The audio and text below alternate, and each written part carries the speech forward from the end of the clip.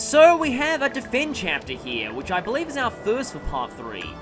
But this is yet another defend chapter where we can also defeat the boss, and the boss is all the way down here, Lomboroso. For some reason, this guy's portrait is kind of iconic to me, only because I remember a long time ago when I was on the Serenade's Forest forums, that I think there was someone who had this guy as their avatar, and that kind of stuck out to me, because I saw that avatar before I played this game, and so when I finally saw it here, I was like, oh, okay, that's what this guy's avatar was. But anyway, his stats are kind of decent, and he does have a stealable energy drop, so I may have to send Heather down towards where he is. Now, this is yet another chapter that can be ended, in fact, in one turn with Har. In fact, in the speedrun, this chapter is over in less than 10 seconds, which is kind of embarrassing. But I am not going to play it that way. You also need to be careful of this guy down here. He has a Meteor Tome, and there's also someone here. So that guy's a Worm Slayer. Of course, nothing to worry about if you put Nullify on Har, but still, if you don't, that can be a little dangerous. And this guy's a Horse Slayer, so if you don't have Nullify on Titania, that can be dangerous too. So you have quite a few Paladins here, even more Paladins down here. Some bow users, which are pretty much no threat to us because we don't have anyone here who's weak to bows. 3 sword masters who are all reasonably fast, not extremely fast. A bunch of generals here, another mage. Unfortunately, we can't steal stars very easily in this game. So most of the enemies are grouped into convenient batches, so like there's a bunch of halberdiers down there, so putting an axe user here is good. But you might notice we have a lot of them, and they're literally called gaps, but we have a lot of gaps to plug in this chapter. Even with your maximum deployment allocation, you probably won't be able to plug every gap in this map, so you'll have to decide where to defend and where not to.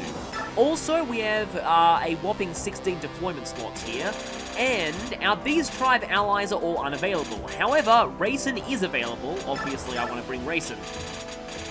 Oh yeah, he is weak to bows in his transformed state, so keep him away from crossbows, obviously. I might actually still bring Brom here. He'll at least still be useful for plugging gaps. And as for everyone else, well, you know, I can bring everyone else. I might as well bring everyone else. So, let's do positioning here. Where is he? Yeah, Mister's gonna go... Nope, Mister's gonna go here. There are quite a few gaps over this side, and sometimes people will have to alternate between manning, say, this gap, and then manning this gap here, and then this gap here. It can get kind of confusing sometimes. Unfortunately, Ike is stuck all the way back up there and can't deploy any further forward. Nephne is obviously going to go where the sword users are, but Heather will actually need to take on the center because I will kind of want to steal that energy drop, which may end up going on Rolf because he's been getting absurdly screwed. Eastern Void will go down there to grind their supports a little bit. Okay, yeah, none of you can actually attack from below. None of you have ranged weapons. Titania will probably take on the center. I really like having Titania take on the center. And I guess Mia will go wherever Gatry does, because of that support that I have between them.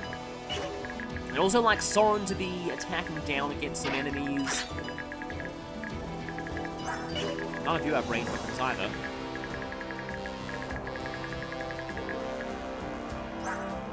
Har will go wherever he needs to. I think I actually want Oscar down here just to cover up one of the gaps. And yeah, they kind of expect you to use Shinnon and Rolf to man both these ballistas, but I'd rather have Rolf actually fight things. Now, where will Rolf fight the most things? Yeah, I think I'll actually send Rolf there. Rayson probably needs to be in more of a central position, so he can go wherever he's needed. Shinnon will man these ballistas, and then, yeah, Brom probably needs to block off one of the gaps. Actually, wait 1 second, I need to go back to the base. Okay. I think, for the time being, we should be pretty much set. So, actually, wait, the center. I don't really have too many people for the center. Maybe I'll move Har there. And I'll swap Titania to where Soren is. Okay, now the center's probably easier to cover. Yep, let's do that. And now, let's move.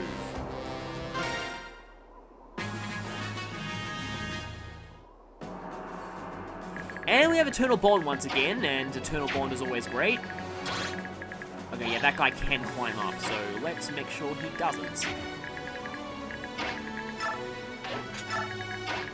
I know there is some treasure on this map, so I will need to bring up the map to see where it is. I think this might be the first instance of a chapter that has hidden treasure that only exists in the Japanese version. Because, yes, some of the attainable Master Crowns were removed and replaced with other weapons like Arm Scrolls. And let's... yeah, I'll have Nephany go down here. Not really too concerned about fully plugging that gap. Yet, at least. And there aren't many ranged weapons here so far, so I think I'll have Har go there. Titania will go there, and those two are supporting, which is nice. And that guy will be able to climb up if I don't plug that gap, so I might as well plug that gap.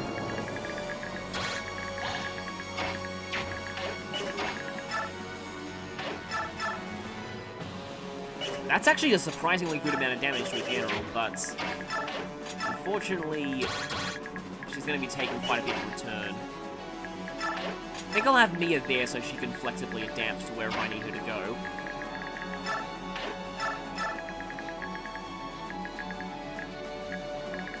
Don't really like the crit rate on Shiden's Ballista, but I can try and weaken a few things.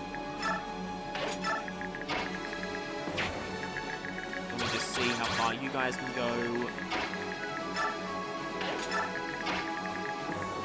So I really want Ike to head down towards the, I think, the center. Ike has a pretty decent boss conversation in this chapter.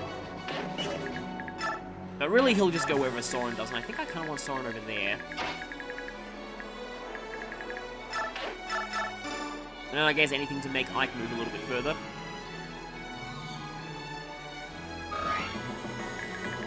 And yeah, Celerity plus Kanto, and yeah, you don't even need the Night Ring on Racing in this one. In fact, the Night Ring doesn't even exist in Radiant Dawn, though there is unused data that suggests it was planned to exist at some point. There are like... it's funny, like there's a lot of Path of Radiance items that have unused data as skill scrolls in Radiant Dawn for some bizarre reason. Like the Bjork Guard and the Laguz Guard all have skill scroll icons, as well as the Night Ward. I don't think the Night Ring does, though. But anyway, yeah, Herons, at least who aren't named Raphael, naturally have Kanto in this game. My hard mode playthrough of this chapter, I also used Nephany in this area, but in that one, like I said earlier, she was one of the few Grail mercenaries I was actually training. Well, I mean, she's not technically a Grail mercenary, but I guess she is now. I think the treasure is like somewhere low down on the map, on the lower right-hand side.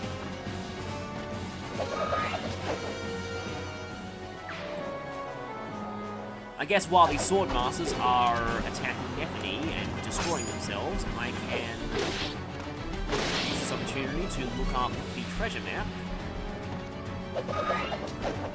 Ah, yes, I was right. Okay, so there is a treasure here that was only in the Japanese version, but it's not one of the ones that was replaced with an arm scroll. There are a few that were, but this is not one of them. So, in the treasure I was talking about, that's in the bottom... that's in the absolute bottom right-hand corner of the map, that is a Master Crown, but it only exists in the Japanese version. So, in that version, it was really important.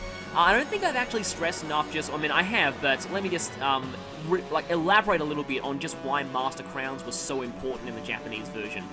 It's because in that version, you only had around, I think, 10 Master Crowns, or even less. I forget the exact number of Master Crowns there were in the game. But basically, I'll just say that you have 10 non-forced deployment slots for endgame. So in the Japanese version, you really wanted to conserve your Master Crowns for those who you wanted to bring to endgame, because if you use your Master Crowns on the wrong people, you might end up with some characters who you would not be able to promote to 3rd tier, because Master Crowns were the only way. That actually worked out better than I expected. I forgot there was a ranged enemy there. And I forgot which bow you're using. I feel like it's the Sky Sentinel, which I actually don't want you to be using right now. Okay, finally you're gaining strength. And I know for a fact that's not cap speed, because Shinnon has 25 speed, and he's not capped on it. So this chapter is for the most part your bog standard defend map, but at least you have the option to end it early. The actual design of the place you're defending is interesting, and I do kind of like how, even with the full allotment of deployment slots, as I said in preparations, you can't really plug every gap at once, so you have to weigh up which gaps that you want to plug. So for example, here, the only thing I risk is that guy coming up, which might not be that good, but as you can see here, we've got some enemies down there, and we also have enemies who are about to come up there. And yes, that was the Sky Sentinel, though. Do I have him kill the warrior, or this one? You do have to weigh up some choices here. If I kill that, there's a possibility that mages could end up attacking Rolf and he'd get more experience, so I think I'll go for that for now. I can always pick off the halberdiers later. And then Oscar's going to go over and plug this gap here. Well, let's just use a javelin. I can probably give that short spear to someone else later on. He's also giving Rolf a bond support there. Well, I guess Path of Radiance Oscar, who wants to be a mage, still lives. And let's just throw a hand axe down at you. Void's still doing decent damage to these guys, no doubt thanks to the +2 might that he's getting from his support with Mist, because Water Affinity is a pretty nice one to have. Okay, there are quite a few cavalry units over here. Want to lock your range in. Lomboroso's, he doesn't really move all that often, but when he does, you want to be ready for it. I guess I'll have Gatry go down here. Actually, who of you have Steel Poleaxe? How many of you have ranged weapons? I don't think many of you have ranged weapons, actually, so I can probably afford to equip a strong non-ranged weapon like the Steel Great Lance. And you can probably afford to just wind edge a little bit from behind cover. And by cover, I mean Titania. A weird thing about this chapter is, for some reason, it reminds me of Brady's Paralog in Awakening, even though the map is not... It's definitely not exactly the same, but it feels... I don't know, there's something about this map that seems kind of similar. Alright, you don't need to worry about the cavalry climbing up the ledges, because they can't. Now, let me just see how much of a hit rate you guys have against. So that's still pretty high. So I might actually send Pike down here. I'm not going to smite Nephany. And have Soren attack from behind him. Alright, you're one space out. I thought the general was one space forward, so...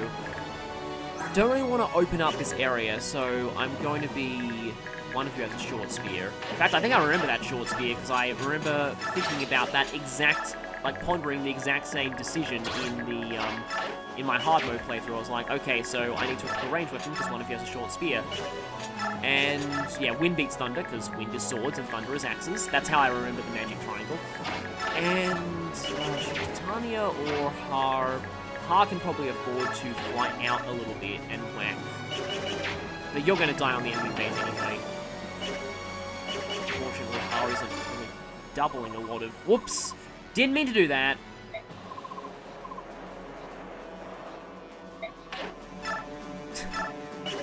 Generic dialogue. But anyway... Guess I can go for that. I was sort of hoping Har would gain a little bit of speed via bonus experience, but he hasn't really yet. Har usually has more speed than me by this point. Which means he usually dodges more at this point. Let me just see. Yeah, it's only at 2-1. And because Titania is doubling, that means Har's exactly 1 point of speed off doubling this guy. Always annoying when that happens. Now I'm trying to think whether I prefer whether I prefer needing 4 speed or 5 speed higher than something to double. Because I know that Awakening is 5, but most Fire Emblems are 4. And then in Echoes and Guided, it's only 1 speed higher to double, which actually makes Gargoyles extremely annoying. I've always said this before, but because they double you a lot. Now, all of those are Axe Paladins, so... Well, but there are a couple of Lance Paladins around there. But if you go down there, you may actually be in support. Well, there's no may about it. You will be in support range of Gatry. And your defense is surprisingly solid for a moment on. I'm getting a little worried about Edward now.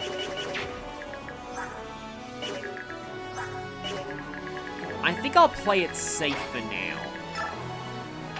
You drop down. We're gonna need Heather down here later to try and swipe the boss's weapon. Obviously, don't want to accidentally kill him before doing that. But given how things tend to go with me, I might end up doing that anyway. Is anyone here? No, Soren's probably going to one-round that mage, unless the mage attacks someone else. You know what, I'm going to go ahead and balls to him.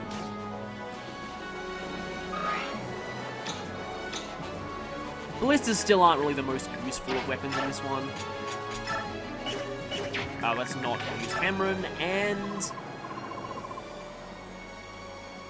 I'm sorry, but can't you see that even though we have less numbers, our stats are much, much higher than yours?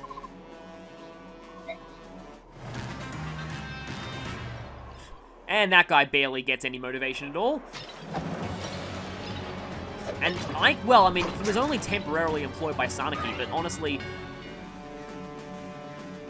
he never really directly worked for Benyon, and all the work that he did for Sanaki for Benyon was specifically going behind the Benyon leadership's back. So really, Ike has no obligation to them at all, and thus he could never have betrayed them.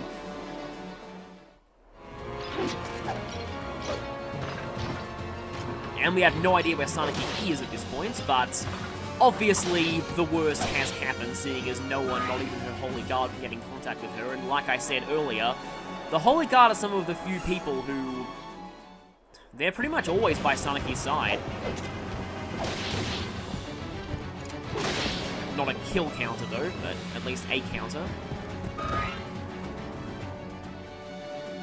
I believe on my hard mode run, I had Titania come fairly close to dying in this chapter. Evidently, you can't see Nullify. Or, alternatively, you can see Nullify, but you're still doing more damage to him, because even with Nullify, Ha's resistance is kind of low. But he is starting to get to the point where he doesn't fear mages. And once he does reach that point, then there's pretty much no stopping him. Even if I'm not actively training him, I usually find 3-8 is about the chapter where I have Ha promoted, but I might actually have Ha promoted before that in this run. Which is interesting because I usually use him a lot more than I am using here, and he's actually getting more experience. Yes, nice one. I want to clear out these guys because later on I will need to lure the boss. I love that axe point with the poleaxe. Yeah, Titania has got very, very bad level ups for me in this run, but that's kind of fine because I'm not really actively using her very much. Come on, attack Gatry. I mean, I know they won't because, honestly, I probably should give Gatry Provoke at this point. I probably should. Because I'm not really using Shinra all that much, and Provoke doesn't take up a lot of capacity. Yep, everything is going for Titania. At least she doubles more than Ha does. I might need to buy another steel poleaxe soon. I still really like poleaxes, because you're starting to realize why poleaxes are good, because once you get to a high enough level, the accuracy penalty over regular axes just doesn't even matter. Probably should have put the range up on Gatry. But yeah, your skill stat is so high that you just hit all the time with poleaxes anyway. It's also why I like wind edges so much. Because they may have low accuracy, but since when have Swordmasters ever cared about accuracy? Which is why I absolutely hated how in Shadow Dragon they decided to give Swordmasters plus 10 hit rate as a class bonus, which was completely useless.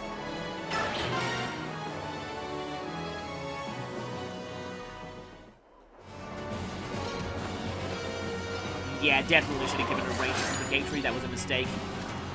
I love how the blocking animation looks against magic. It's like, oh, magical wind scythes are flying in from all angles. Nope, my shield will protect me from that. I was thinking a little bit yesterday after I recorded the videos that I did about the fluid blocking animation in this game, and I really wish you had more magic classes that just threw up a magical shield to dodge, because that's such a cool animation.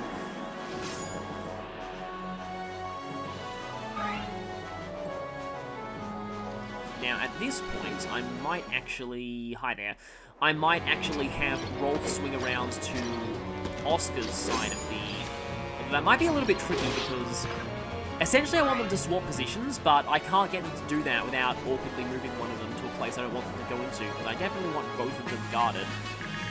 And yeah, expect to see a lot of cavalry reinforcements on this map. Okay, they do still significantly outnumber us, but we're still doing quite well for ourselves.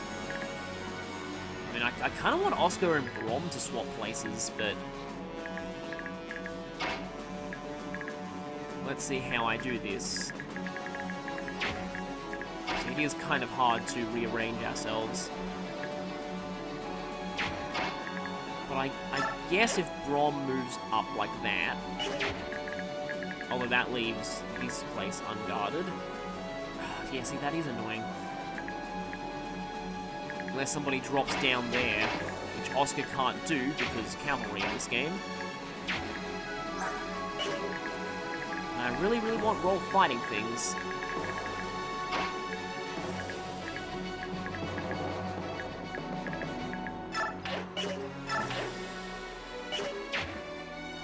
I guess I could try something. So, you go down there, and just javelin down that guy. And then I have Rolf plug the other gap, but use a crossbow so that the... although, you know, the warrior is going to jump up and probably attack Oscar, but anyway. If I use a crossbow, then I can't actually kill that thing. I guess I'll just use the regular steel bow. I guess at this point, the only thing that I'm really dragging this chapter out for is experience on Rolf. Because you can jump up there, but... oh, they're both... in fact, they both literally have the exact same durability, because both have 17 defense and 40 HP, and both are on 39 out of 40. So, I can't even predict who that guy's going to attack, but I feel like he might end up just attacking Oscar. I feel like that's the logic that the AI would work by. Now, how close is... oh, Racing is nowhere near close to transforming. Which is not good. I mean, I do kind of want Soren to use a staff. Now might be a good time to do that whole have Soren go into choke point and put the staff trick and just rank up his staff rank that way. In the comments I saw that suggested on 3.7, and I think I know why. It's because 3.7 is also a defend chapter, but that one you can't end early, so you're forced to spend 12 turns, I think it is, in that chapter, whether you like it or not. So there, you might as well just grind. And once again, one round disarm. That should probably be its own thing now.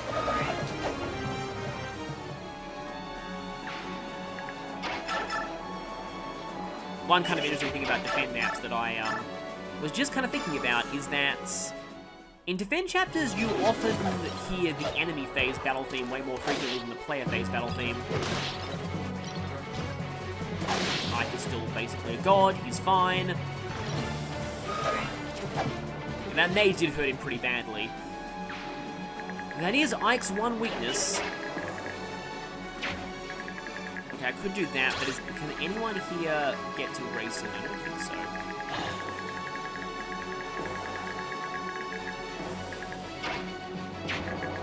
I guess Mia can snipe out of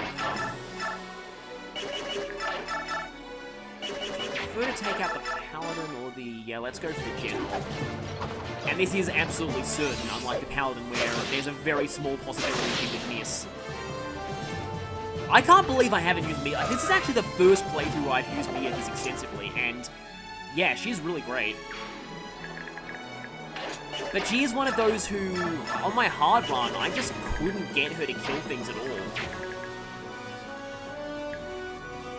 I just realized something. I might need to use Grayson here, because I think I need to have, that is a skill bow. I wanted to get rid of you. But what I want to do is, I want to heal Titania. Alright, okay, here's my plan. Titania takes you down, runs back, gets healed by Rice, gets chanted for by Rayson, and then comes back down here. I really should have used the Lagoon Stone on Rayson much, much earlier, because then I could effectively keep him transformed for the rest of the chapter thanks to Olivia Grass. But this turn, I definitely need to... I mean, or do I need to? I mean, I could have Mia in this choke point if I really wanted to. Let's equip a hand axe just in case ranged enemies attack me. And Biorhythm. I definitely had a 50s hit rate on me before. I have surprisingly more to say about this chapter than I thought I would. I had surprisingly less to say about the previous chapter than I thought I would. But if I ever do need to go on tangents, I do have a few that I have planned here. Because there has been something that I've wanted to talk about for a while, and that is, do I double this guy? And the answer to that is yes, no, but, and that is, let me just check Lomboroso quickly. Okay, Lomboroso can't get to me. I always found Lomboroso was a pretty, interesting boss name as well.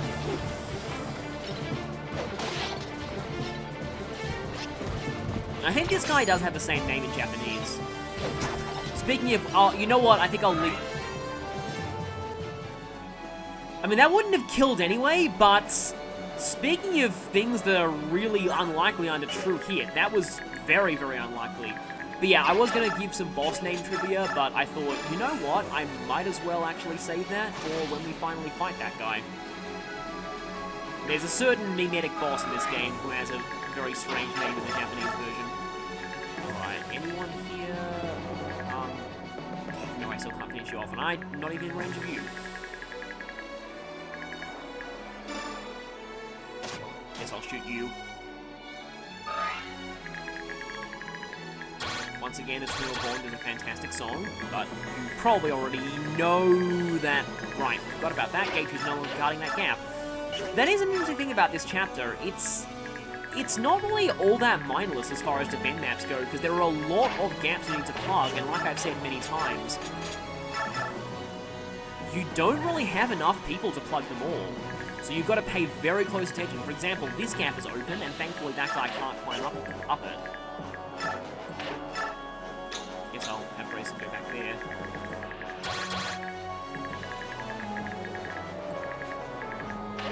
And that does make this in some ways a little bit more interesting than Alinthia's Gambit, where really there are only 2 choke points, and once you plug them, you're pretty much safe. But I still love Alinthia's Gambit from the story standpoint and the music standpoint, and I just find it really, really fun in general. There's a lot of optional objectives on the map. This map, while it might be a little bit more creative from a defensive standpoint, it also doesn't have that much in the way of optional objectives. So really there are only 2 ways to play the map, either wait it out or kill the boss. The only real optional objective is that Steel Blade gone? I'll need to check. I think your map model is not showing a weapon, so I think that is gone.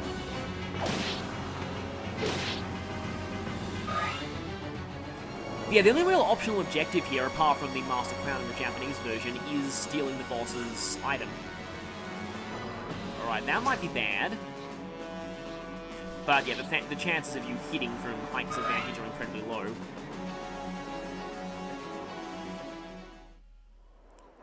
Okay then. Ha has a hand axe too, doesn't he? Yes, he does, so I don't really see why you did that, especially seeing as he'll kill you. And yeah, if you dodge that too, you would officially have become Lewin. Speaking of which, I like how in Heroes, dodging doesn't exist, and yet they still managed to make him broken. I'm glad they did, because he's one of my favourite Fire Emblem characters of all time. And I think that was the perfect enemy for Heather to fight, because sadly at this point, mages are some of the few things that she can't one-round kill because knives suck. Forget I ever said that. Oh, here you go for Rolf. Oh, right, because Rolf can't counterattack. And the background here doesn't make any sense.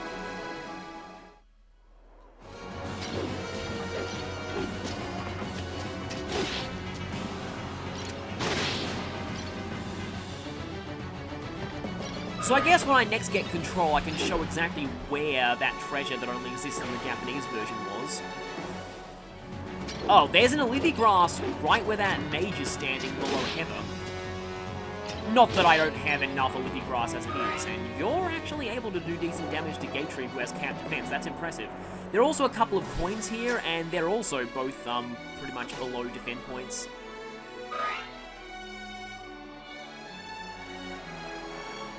So the map's looking a little clearer down there. Group of 2 mages. Looked like one mage at first, but then he cloned himself. Well, they have different affinities, but their stats are pretty much the same. Oh, Boyd must have... Oh, right, I was thinking, like, why you have full health, and then I realized, oh, wait, the priest healed you. That's why you have full health. And the uses of a personal 1-2 range sword. I'm sure many, many people who play Path of Radiance have forged missed a weapon named Floret in that game. Unfortunately, that damage is going to be reversed pretty much immediately, because Miss was not able to double that guy. Yeah, let's just shoot you down. Then I guess Oscar can attack the enemy that's threatening his brother. And not double him. Because of reasons. Also this, and that crossbow phased through the horse's face for a second there. Alright, we're on turn 4 now. The Master Crown is like right there or something. So it's actually not that hard to get if you're really going for it. Most of the enemies surrounding Lomboroso will be lured into movement when you get into range of them. Now I know that these guys will definitely move later. So eventually I like to go on the offensive in this chapter, but for now, let's see. Also, I need to remember now that Raisin is transformed, so I should set people up in cross formations. Sadly, Raisin kind of lost his role of best support to Raphael, since Raphael can chant 4 people every turn. Okay, Raisin could get them if he goes down there. So, do I have Raisin quad chants there, or do I have him quad chant in the middle? I guess before I do anything else, I might as well have some people fight in the middle a little bit, and see which fronts would best benefit from having 4 people refreshed.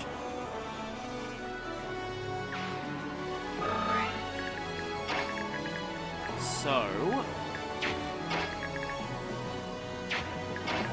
okay, how far can Raisin get down there? He could get, oh, he could get to where Gatry currently is. Though that would mean I would really, really have to... is there anything with a... I need to make sure to I actually have to kill that sniper. Because otherwise Raisin would be very, very dead. But Gatry can't get to where that sniper is. Okay, let's try... okay, Titania doesn't do it, so can't use her there. But I could easily do this.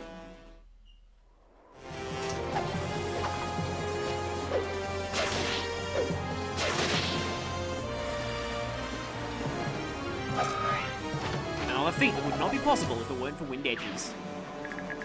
I love Swordmasters who have 1-2 range, and, well, most of the time, sometimes... I guess I could do that. Sometimes they can only have 1-2 range via things like the Light Brand, and the Light Brand is really not the best thing for Swordmasters because it can't critical. I still think it's kind of funny how they use the Rune Sword to effectively nerf the one assassin boss in FE7. Every time there has ever been an assassin boss in a Fire Emblem game, they've always made it so that they can't get lethality somehow. Because it would be really unfair. I mean, the only exception which people keep pointing out to me, and I keep forgetting about this, is spot past Jafar's team in Awakening, but that's not even part of the main storyline.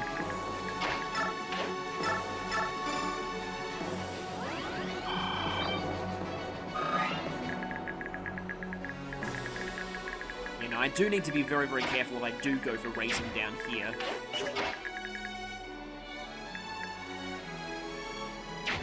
That, I believe, is Ha's full movement.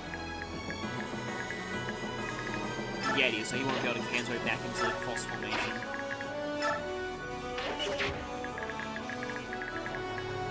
Nothing can attack right if I do that, right? I'm pretty sure nothing could. And don't want to lure the boss in before Heather's ready to steal. And yeah, she obviously has enough speed. I think even at base she has enough speed. So if I do this though, because like here are Raisin's stats transform, they are pretty impressive by Heron standards, but he's still pretty fragile. It means that guy needs to die, and then these two both need to die.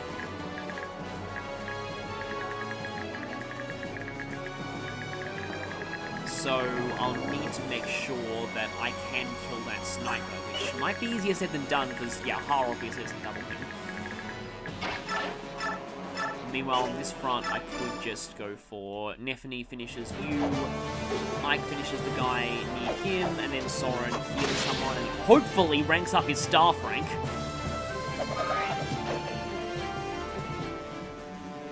And I'm glad that Nephany's getting a little bit of experience here, but he's not actually leveling up. You know, maybe the reason... Well, that's my first end-turn misclick of this playthrough. But I actually think we're still fine. I just could have done so much more that turn. Crap. Because of racing. So now nobody gets chanted for. Like I said, I still think I'm safe. I just wish I had not done that. Got a bit hasty there. It's annoying because if you press up on the menu, it goes straight down to end, and... Actually, no, you're not going to get healed because you're an idiot and you're dead. And that did way less damage to Void than I expected.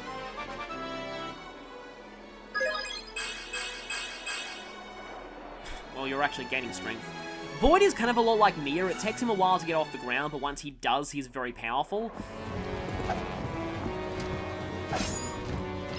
And the Worm Slayer guy's already been lured in, even though this is not going to kill you.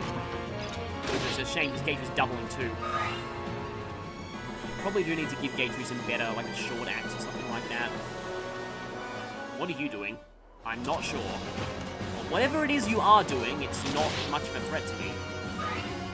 Speaking of what is a threat to me though, crossbows are extremely accurate.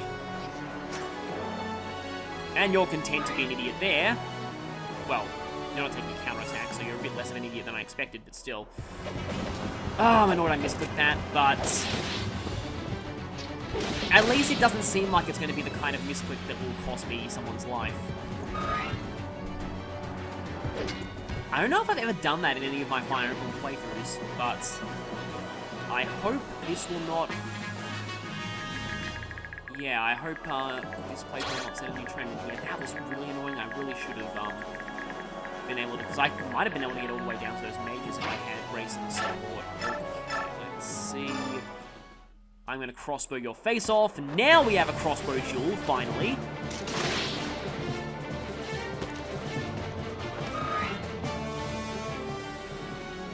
It is tempting to have Raisin chant for Rolf here, just to get him more... Because I want him to at least get to level 10 by the end of this chapter, and I can safely afford to... Can I? Probably. I can probably safely afford to have missed... I just realized there's an incredibly small chance of Oscar dying to that combat, but obviously it didn't happen. He would have needed to hit a single-digit hit rate under true hit, and then critical with a single-digit critical percentage. But Oscar actually could have died there. Reminds me of yet another speedrun I recently watched, Tangent, but someone was talking about a tool-assisted speedrun of one of the Shining Force games, and they said that that one of the battles they calculated that obviously he runs up his stars there. One of the battles they calculated that for what happens in the test to actually happen in a real run is something like a 1 in 3 million chance. Oh yeah, this guy's weapon did break because he's not showing animations. So yeah, Corrosion. I actually think more people should give Corrosion a chance in Ready Dawn. It's a lot better than many people give it credit for. Yeah, I can start luring these guys, but one of them has a short spear. Don't know if I'll be showing Ike's boss conversation here, but it's a pretty good one. Ike basically says, Ike is kind of like, you know, what does Zelgius think about this, or does he know about it at all? He kind of figures out that this guy went behind his boss's back. Okay, who does this? Short spear. I want to start luring Lomboroso's group, and maybe I should do that now. Yeah, maybe let's go ahead and have Har. I don't want Har to do that, because Mia technically needs experience the most, but... Okay, you know what? This is really dumb. This is really, really dumb. Raisin would be much better served lower down, but I'm doing this anyway. I also feel like there are going to be some reinforcements from here soon. I just kind of get this feeling that there are. I keep saying this, but I don't have a lot of Fire Emblem reinforcements memorized, but I usually have vague memories of exactly where they are and rough positions of them. Yeah, I kind of wanted to do this because if I get into the right position, Rolf might even be able to get the kill on the boss too. Then Rolf might cap something, and then I can finally just spam bonus experience on him.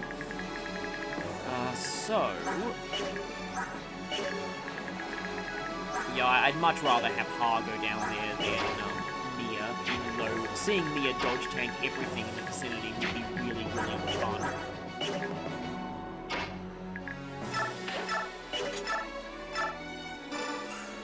I think I'm just going to have Mia snipe you, though, just because, again, it's very fun. And Heather will climb down, getting into position for her to steal the boss's energy drop, if hopefully the boss gets into position. And Mia's gaining experience really quickly. Or at least maybe she just looks that way because Blossom is a thing. Or I could have Gatry lure most of those enemies.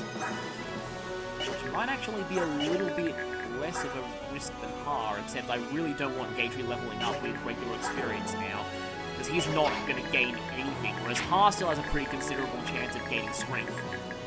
An interesting way to determine who have fight, who's more likely to get important stats with by leveling up. Don't think I've ever really done that before. But yes, Har is extremely likely to gain strength, and that's not capped, whereas if Gatry levels up during this chapter without bonus experience, he is unlikely to gain anything of worth. If I ever get to the point where someone is counting everything except one stat, though, then I can just have at it, because you're guaranteed to always gain at least one stat. Okay, I will need to remember that there are some mages down there, so I don't want Har to go into range of either of them, but Har could easily just go down here and not get into range of any of them. It does mean that if Lomboroso does attack me, he'll be there or there, so I'll need to make sure that Heather can get from those positions. Let's just go for the regular hand axe. There is a meteor guy there, but I forget if he moves or not. In fact, he's probably going to meteor Ike, even if he does move.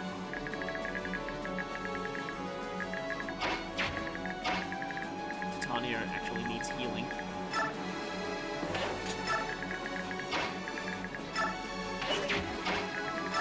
Actually, no, wait, Oscar should probably stay around here. Grom will go here just in case I need an emergency gap filler.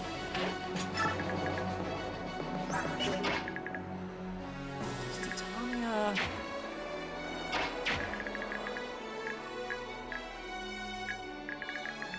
I feel like I'm going to try and have Titania luring mages. I almost accidentally ended my turn again.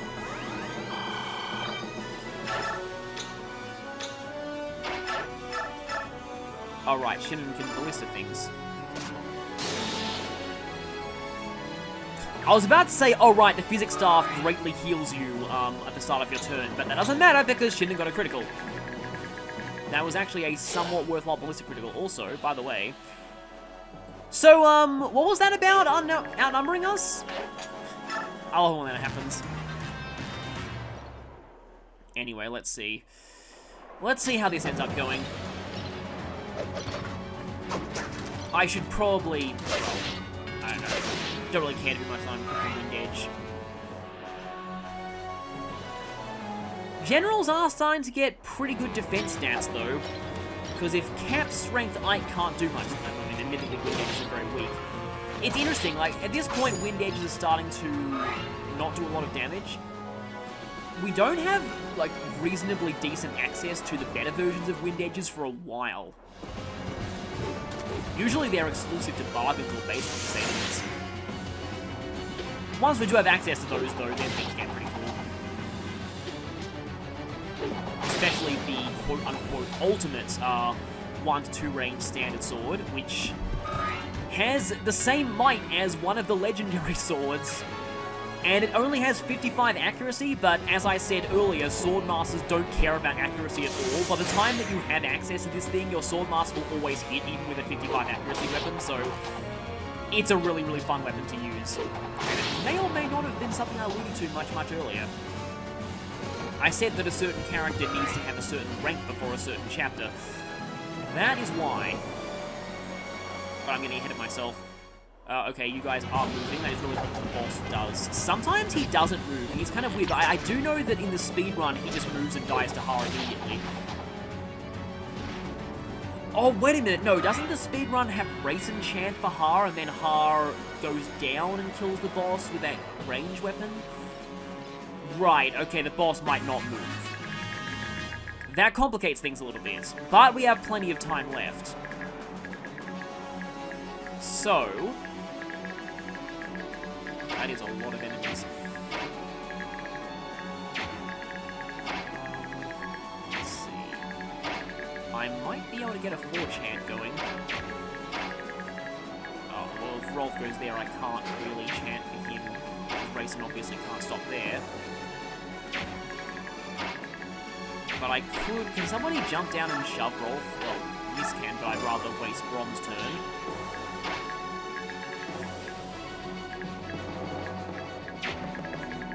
Probably need to shove Rolf a little bit more.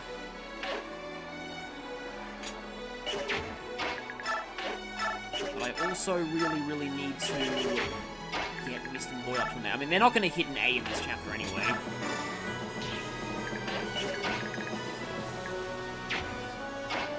Rolf still can't go very far. You could go... I guess I could get a 3-chant there. I could potentially get a 4 here, so let's go for a 4 there. I'm going to have to be very careful and right at this point, though, because those paladins can move very far, and if a single one of them gets to him, he's probably going to go splat, and I also need to be very careful of Heather. But if I plug this sort of glyph area here... Anyway, we'll see how this goes.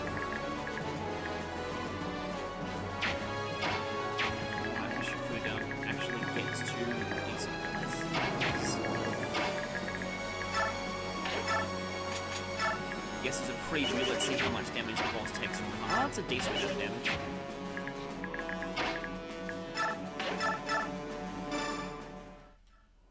See if I can get rid of him and then can go away.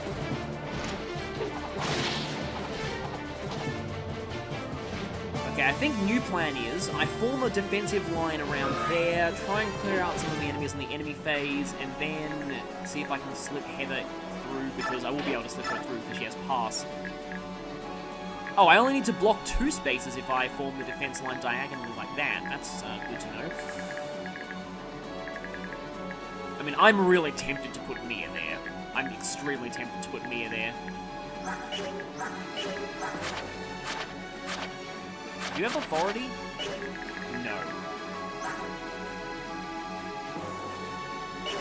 You don't have very many Wind Edge uses left either. I don't really like the fact that there are 2 short spears, but... You know what?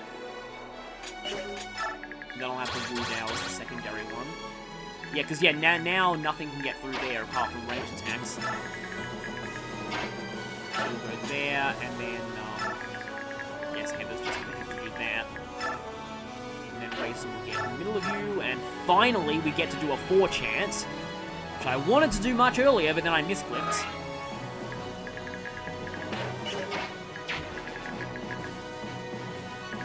Now there is something with a ranged attack that can get to us, so... I could see if Rolf could lure that ranged attack, even though it probably won't happen.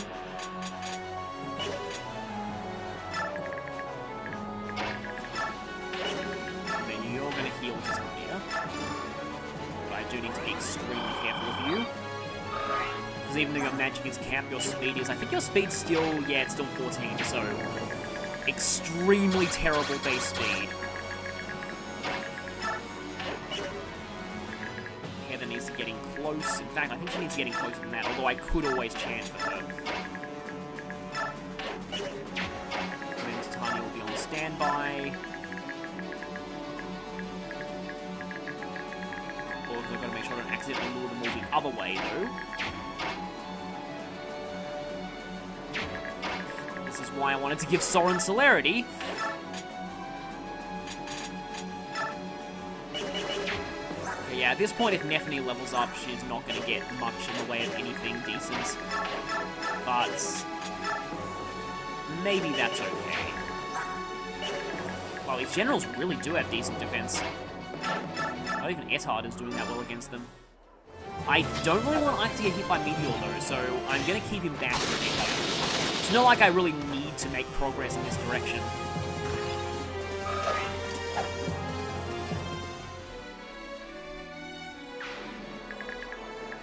It's funny how I have so much more to say about this chapter than I expected, and I had so much less to say about the last chapter than I expected. But I mean, the last chapter is a very simple concept, just run up a mountain. Whereas this one's a little bit more... I don't know, like, it's also a simple concept, it's a defend chapter, but there are a whole lot of different potential, I guess I could say points of conflict. Because I wanted, like, I was planning to go on a tangent about victory conditions in the series, in this chapter, and I didn't really have the time. I was gonna go on that tangent in the last chapter, and then I ended up going on tangents about Advance Wars for some reason. I think we'll actually say where we are for now.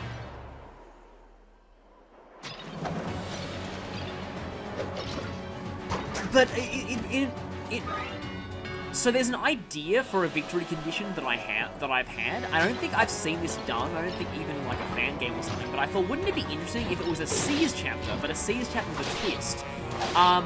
Basically, both you and the enemy army are trying to seize the same siege points.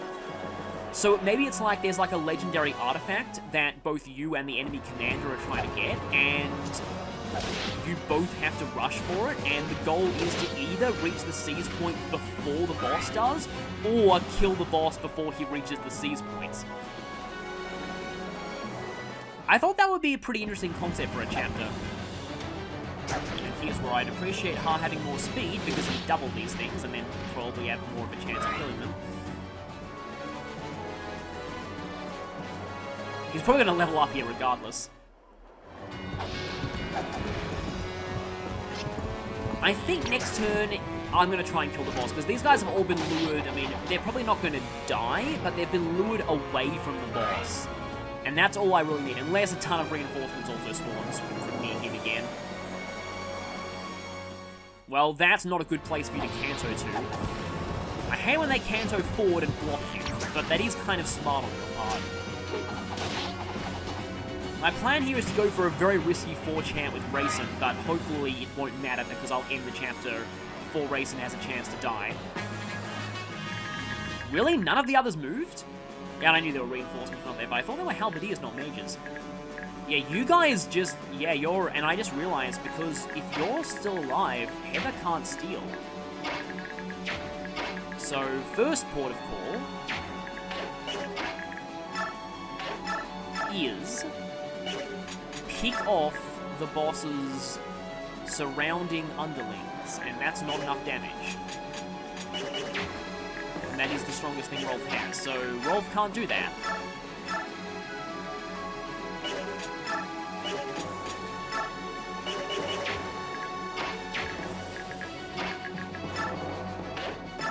Does Titania do that? Not doubling. What a time for you to not double. But I have a few ideas.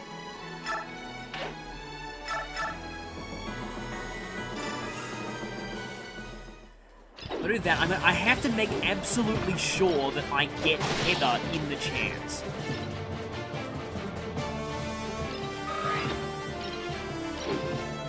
they also need to make absolutely sure that the boss dies, obviously. So perhaps the third thing I should do is have Har attack the boss with his short axe. And Har could crit, though, and lose me the energy drop, so let's not do that yet. I would really like to do that, and if she either crits or gets adept, that could work. But I'd also really like to get... but if I go there, I could get Rolf in the Chan too. That means that I have to put Heather there, though, because, like I said, I have to get Heather in the Chan. Okay, come on, adept. Or critical. Well, there's adept. Which was not what I needed, actually.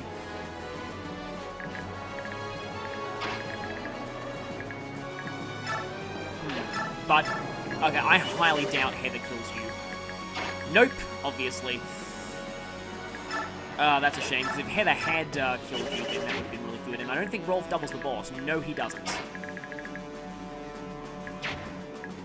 But all I need is for one thing surrounding the boss to die, and then I've got this.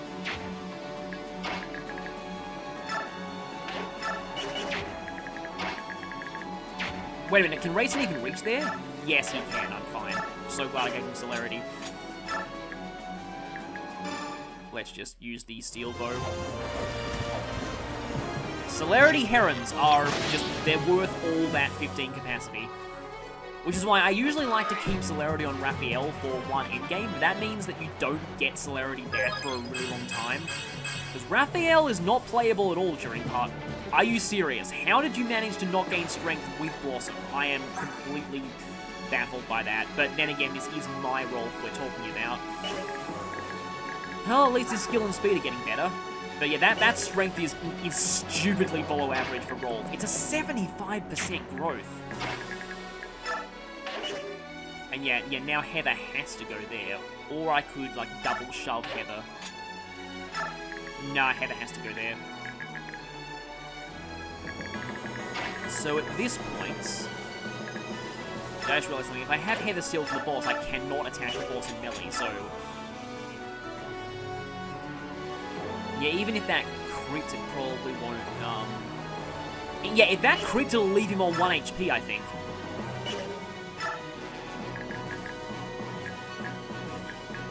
So let's go ahead for a weakening blow first.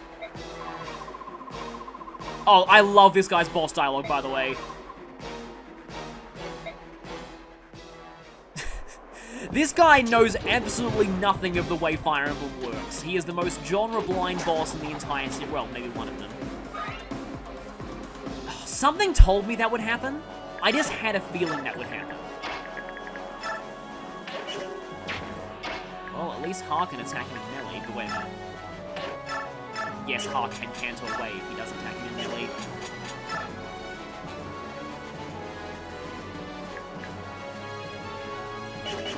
I guess I'll go for that, although... I should probably race and chant first, and before I even do that, I will try and have Nethany take something down. Also, Soren. You know, could you just get Flare at least once? It is skill over 2%, so the chances of getting it in low 3rd tier levels are kind of low. That's actually a useful cancel. Titania missing there really set me back. I can probably work with this.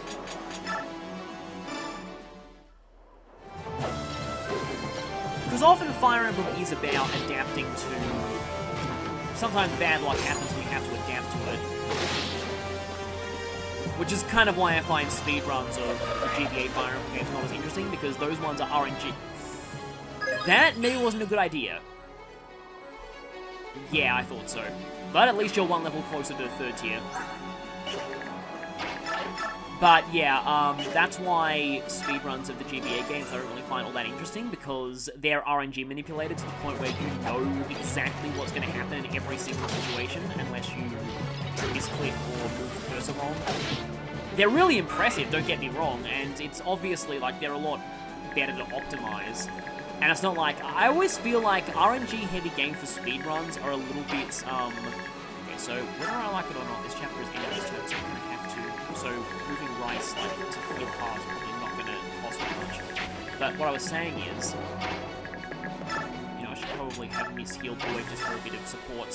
What I was saying is that, like, I always find it a bit... Like, it must be awkward to have a world record speedrun that is extremely hard to beat, only because, like, not because it was really skilled, but because it got absurdly good luck in a certain boss fight or something like that.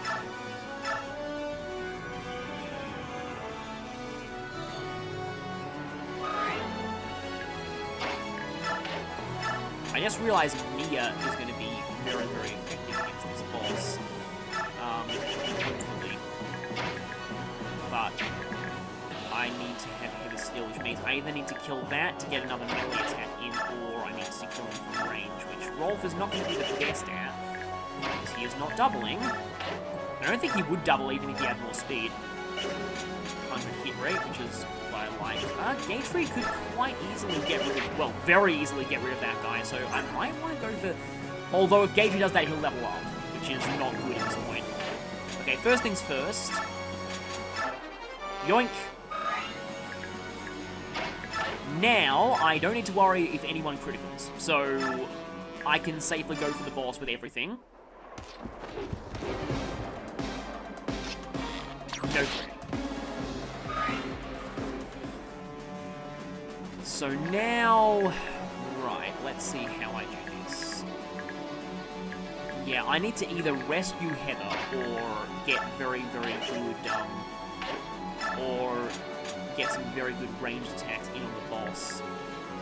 92 is probably going to miss. I said that before, but hopefully it doesn't come back to bite me this time. Okay, you're pretty badly weakened. And that is level up for you. Yeah, like I said, Ha was practically guaranteed to gain strength there. Although I think his strength growth is about equal to Rolf. I think Rolf's is actually higher, so... Yeah. And that is Cap's strength. So finally I can start bonus experiencing his speed up, but it's a little too late. He can only ever gain 1 more point of that, and I would like him to gain 2 more. Okay, yeah, Gatry's now guaranteed to kill the guy, so I can just go straight for that. Or... Probably better if I use Mia, and that'll run out all of her uses of the Wind Edge as well. Alright, that's a bow, so if I am going to have Rice attack something, it might as well be in melee range. Just get a little bit more experience for him. I forget if L-Light looks like this in Heroes or not. It's kind of a nice animation, but you don't see L-Light that often in this game for reasons that I've explained earlier. So, can anyone else do anything? Shinran can actually go for one of these. That's interesting. He has the same hit rate against someone with really bad biorhythm.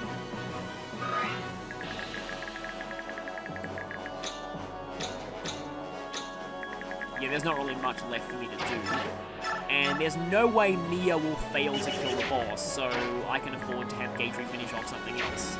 Wait, no, I can't, because if he does, he'll level up, and that would be bad. No, let's just do this. I don't usually play this chapter this way, but I forgot this guy doesn't like moving. I feel like he does move if you fight him. But at least I got the energy drop. Now, not expecting the greatest level up from Mia here. That was pretty much all I was hoping for.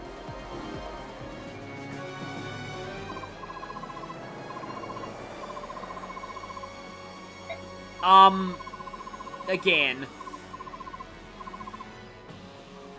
Lomboroso was an idiot.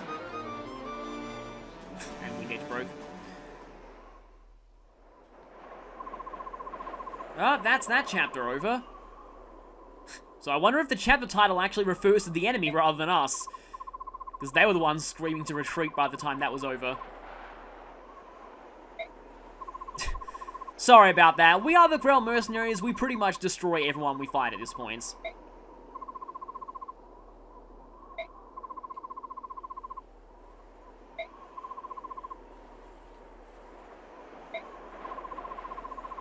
Hopefully you can.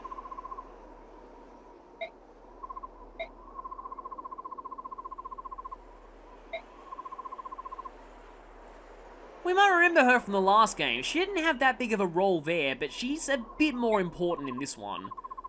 She was not one of those blatant sequel hook characters.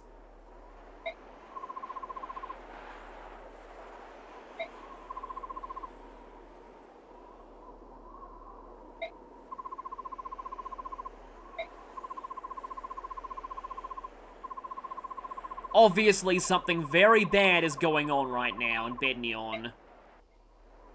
This war may be more complicated than we thought.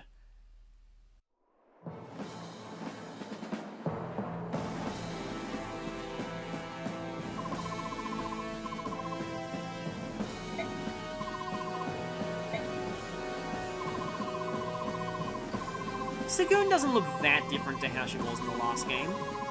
Thankfully, in this one, the game doesn't crash if she tries to use lances. It's also funny that he offered to give her water, because I'm pretty sure she has water affinity, though I could be wrong about that.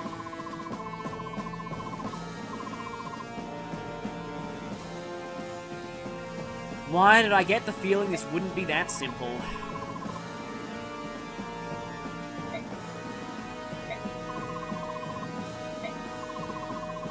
Something's clearly wrong.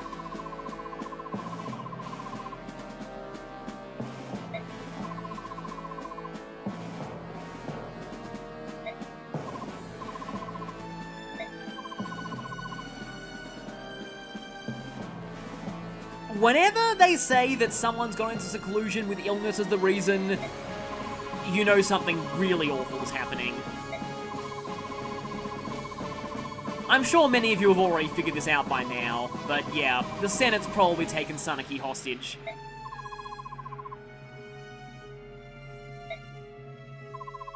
Yeah, if he doesn't do what they say, Sanaki might end up dead.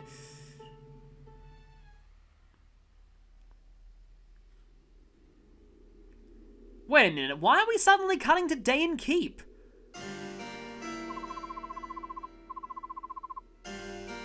We haven't seen you in a really long time.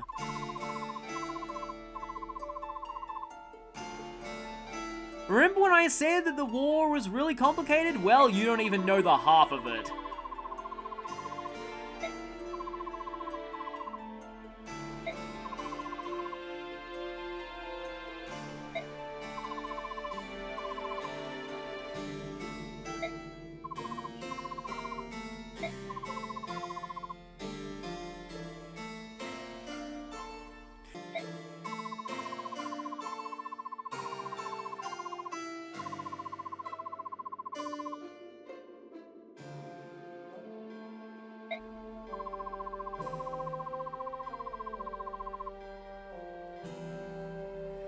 And this part of the story is interesting for Almeida. We didn't really know that much about her history before this, but this is about the point where she starts to get a little bit unhinged. I find Almeida a very interesting character, but I'll go more into her mental states as this part progresses.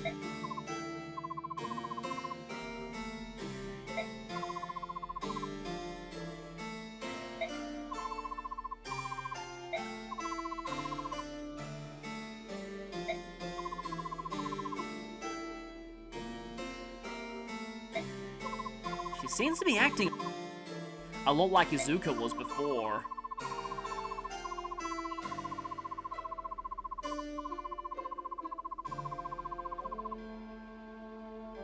Okay, it looks like we're actually getting to use the Dawn Brigade again after so long.